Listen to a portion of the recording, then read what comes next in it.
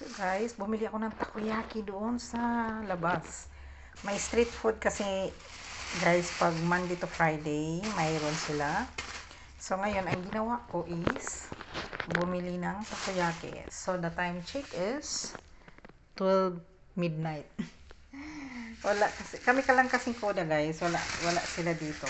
So pag nandito si tatay, siya lang yan magbaba ni Koda pagdating galing office.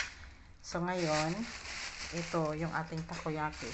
Mayroon naman siyang mayroon siyang ito, chopstick. So we're not using chopstick. O try natin mag-chopstick. Try ko mag-chopstick. Chop. Try natin mag-chopstick guys. So dito natin siya banda kasi yan ang ating hugasan dyan.